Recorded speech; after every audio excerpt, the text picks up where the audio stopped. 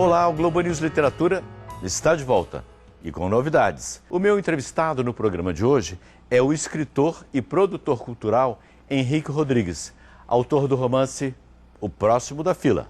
Atender atrás de um balcão é ser atingido por uma metralhadora de pequenas informações todos os dias. Henrique Rodrigues era um jovem apaixonado por literatura quando foi trabalhar numa rede internacional de lanchonetes. Hoje, Henrique é doutor pela Pontifícia Universidade Católica do Rio e gestor de programas de incentivo à leitura. Já publicou livros de poesia, livros de contos, livros infantis. A experiência naquela rede internacional de lanchonetes virou um romance, O Próximo da Fila. Atender atrás de um balcão é ser atingido por uma metralhadora de pequenas informações todos os dias. No intervalo de minuto e meio entre a chegada e a saída com a bandeja, é possível capturar um fragmento de solidão, felicidade, fome, tristeza e esperanças de quem está do outro lado. Então, eu estava lá com os meus 15 anos, era preciso ajudar em casa e a gente tinha que achar um trabalho, né? A realidade brasileira, naquele fim de década de 1980, Isso. Era uma realidade social brasileira muito difícil, então era preciso trabalhar. Então, conseguir um emprego numa lanchonete com carteira assinada era um privilégio.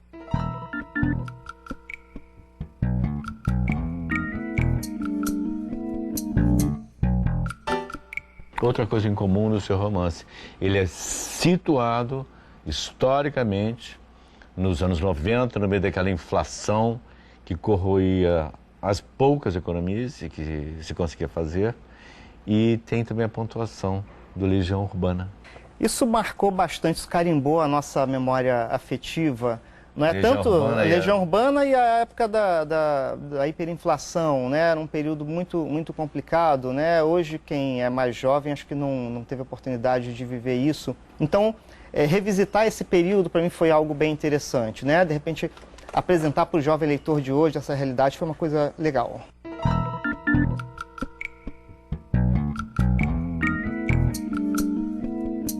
Você é conhecido como poeta. Por que você, de repente, se é que foi de repente, opta por esse caminho da criação de um romance? Autoficção. É autoficção, né? E não é? E não é. Assim, é um terreno muito vasto. Na verdade, eu sempre gostei de experimentar vários tipos de texto, né? Eu estudei letras e tive a oportunidade de conhecer e praticar, fiz oficinas literárias e tal. Isso, eu queria sempre quis conhecer diferentes formas de me expressar em literatura, conto, crônica, poesia. E aí o romance eu fui deixando para frente quando eu tivesse um pouco mais de maturidade.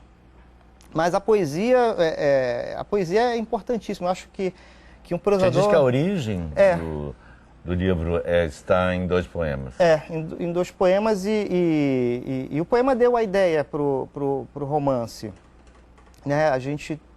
Eu tive que fazer um poema para um projeto da prefeitura e esse poema me deu um sentido de narratividade que eu falei, poxa, acho que vale a pena puxar esse fio aí, tricotar para ver o que rola esse tecido. Todos vêm e vão tão rápido e não fazem a menor ideia do que existe do lado de cá. Isso é o que escrevo no guardanapo enquanto não há clientes. Uma das vantagens dessa função é a obrigação de manter uma caneta sempre em cima das teclas para eventuais pagamentos em cheque. E como não posso conversar e chega uma hora em que não há mais nada para ser limpo, aproveito o tempo para começar a listar os tipos que chegam até o meu caixa.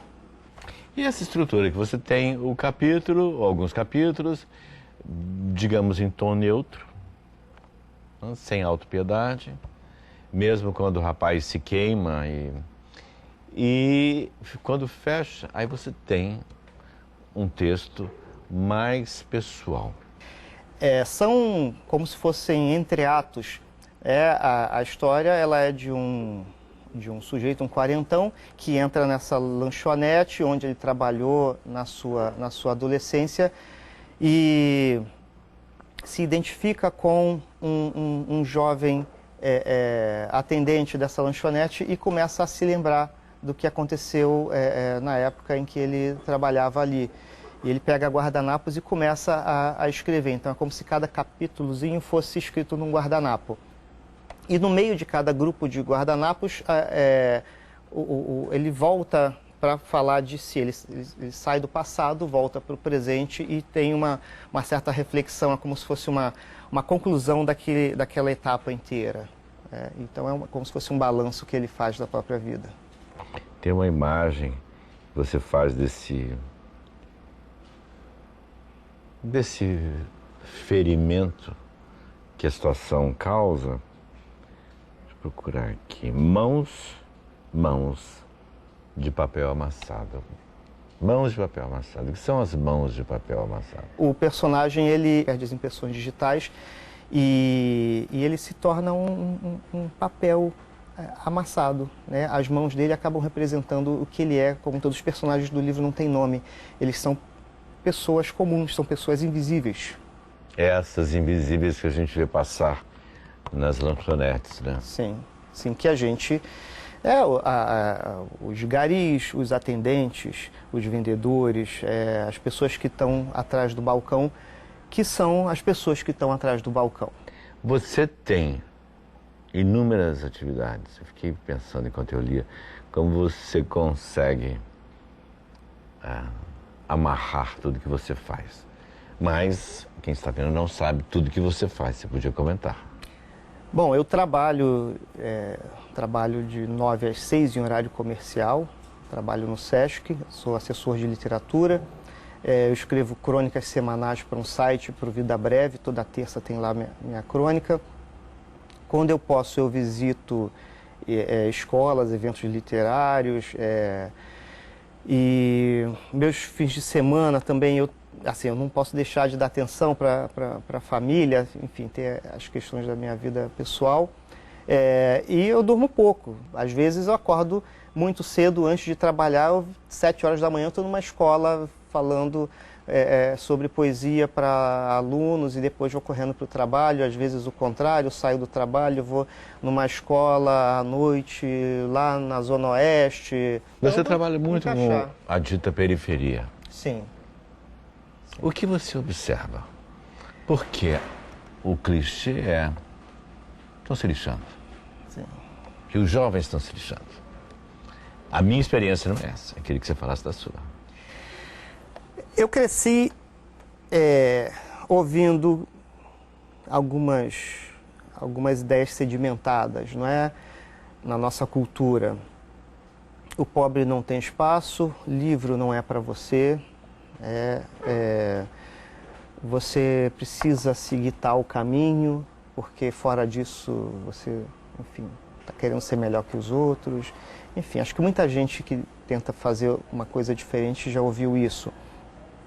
E a ideia é lutar contra isso. Tive oportunidades para seguir em frente, então a gente tem que abrir espaço para os outros também, né? E quando eu vou naquelas pessoas com uma origem que é similar à minha, eu estou dando um retorno para eles. Eu adoro visitar a escola pública, né? Eu fui aluno de escola pública a vida inteira, então é muito bom você falar com aquele garoto que de repente tem ali